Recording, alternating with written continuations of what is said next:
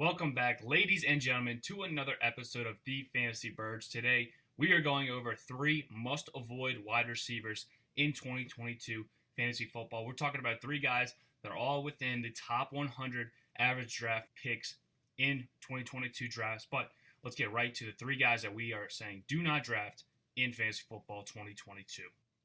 The first guy on our list is going to be Deebo Samuel for the San Francisco 49ers. Last year, Deebo Samuel was one of the most profitable picks in fantasy football, getting him late in the 8th to 10th round, and he absolutely won multiple fantasy leagues for people. This is a guy who went over 1,400 yards receiving in this Mike Shanahan offense in San Francisco, really establishing a new position in the NFL, though, wide back, as he likes to say. But that was last year. Let's look at this year and what we project is going to happen for Deebo Samuel. He's already said in the offseason he doesn't want to play that running back role for this team, as he wants to sustain his health for the longevity of his career. And what do we know about Deebo Samuel? He's had injury problems in the past. This is a reoccurring problem for Deebo. Not last year. Last year was actually the only healthy season of his entire career, only missing one game due to injury. So that was really good for Deebo Samuel, but we can't expect that to be a continuing trend for Samuel. So with the injury-plagued history potentially rearing its head this season, coupled with new quarterback in San Francisco, Trey Lance projects to be the new quarterback for this 49ers team. Jimmy Garoppolo did his job for the team, got them to the playoffs, to the NFC Championship game multiple times, couldn't push through for a Super Bowl, but the team gave up heavy draft compensation to trade up and get Trey Lance. They said that he is their guy going forward. Jimmy G, coming off that shoulder injury and surgery in the offseason, weren't able to trade him, so there's still some uncertainty there. But Trey Lance profiles to be more of a running quarterback in a Mike Shanahan's offense that could take away Deebo Samuel's rushing upside in this offense. Like we said, he doesn't want to play that role anymore to extend his career, looking for that max contract. And we know running backs do not get those contracts very easily, so that's why he's trying to stay on the outside. And with Trey Lance, not the most accurate quarterback, not going to provide much fantasy value passing-wise. In the one game that Trey Lance started start to finish last year, not even 200 yards passing, no passing touchdowns.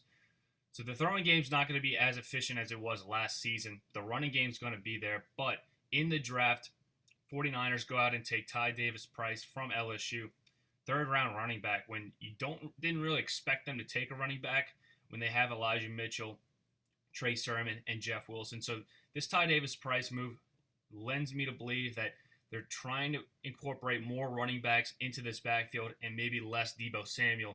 Let's look up some numbers on why we're fading him in 2022 drafts, though.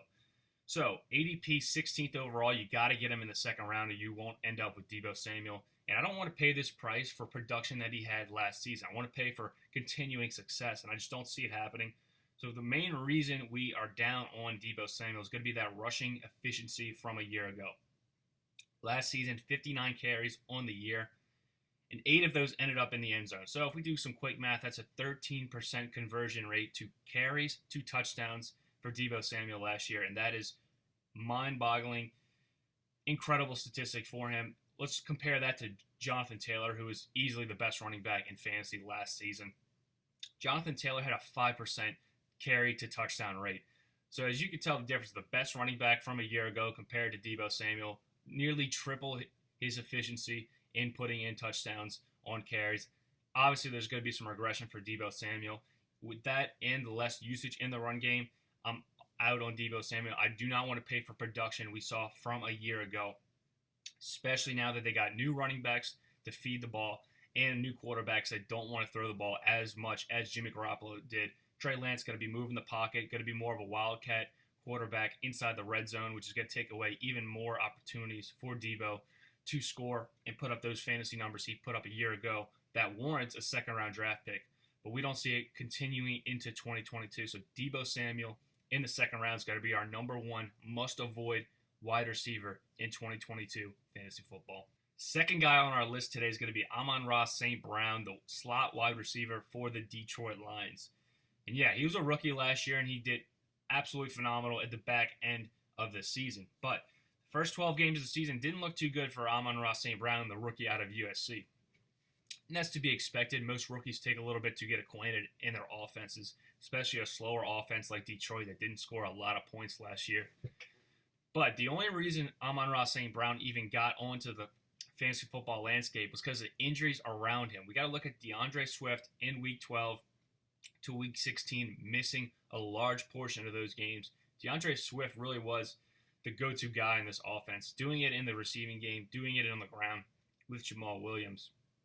And then TJ Hawkinson really established himself as a top 5 tight end last year, and he was also missed the last 6 games of the year. So Amon-Ra St. Brown only won 100-yard receiving game a season ago. That's to be expected when you have Jared Goff at quarterback and a less efficient offense compared to some of these other around the league. But 0 games with 10-plus targets in the first 12 weeks of the season when everyone is healthy. So we're seeing that he's not really getting that target share when everybody is playing around him. However, once those guys, TJ Hawkinson and DeAndre Swift, miss games, he garners a huge target share from Jared Goff as he's the only receiver on the field, especially in bad game scripts for the Lions where they're constantly throwing the ball. It's going to fare well for Amon-Ra St. Brown. But we can't expect that going forward when all of these guys are coming back healthy and they add pieces. Let's look at DJ Chark coming over from the Jacksonville Jaguars. Gets a $10 million contract. That's no chump change for a wide receiver in today's NFL. So they paid DJ Chark to come be that alpha wide receiver. TJ Hawkinson, we saw, was getting a lot of red zone work and between the 20s. He's coming back. And DeAndre Swift, he's profiling to be the next Alvin Kamara, Aaron Jones with his receiving game usage. So I can't see how Amon-Ra St. Brown is going to deliver value when you're getting him in the 8th round in drafts. And he's the 3rd option, maybe 4th option on a very bad offense relative to those in his division. So St. Brown's definitely a guy I'm avoiding. Yes, he was a darling and won a lot of fantasy championships last year as he was a consensus must-play every single week at the end of the year. But with these guys coming back in a not very efficient offense, I can't see a slot wide receiver getting 10 targets each and every week with these guys healthy because we didn't see it last year. He only got them when all these guys are missing games. So St. Brown's going to be our number 2 must-avoid wide receiver in fantasy football 2022. The next guy I want to look at is going to be Hunter Renfrow for the Las Vegas Raiders. Just gets a big contract extension, so we love that for Renfrow. But we don't love where he's going in drafts. Top 100 player yet again. And pretty much the same exact story with Amon-Ra St. Brown. You can copy and paste the analytics here. Slot wide receiver for the Raiders that didn't have any wide receivers on the outside. Bryan Edwards already cut from the team. No good there. They lose Henry Ruggs mid-season. Hunter Renfrow really not getting that work that you desire out of a top 100 pick in fantasy drafts when everyone's healthy. Renfrow actually 0 100-yard games when Waller was on the field. He didn't get that 100-yard game until Waller gets injured in the Dallas game later in the season. And it's just like St. Brown. When these guys are healthy, Renfrow's not getting the target share as that slot wide receiver.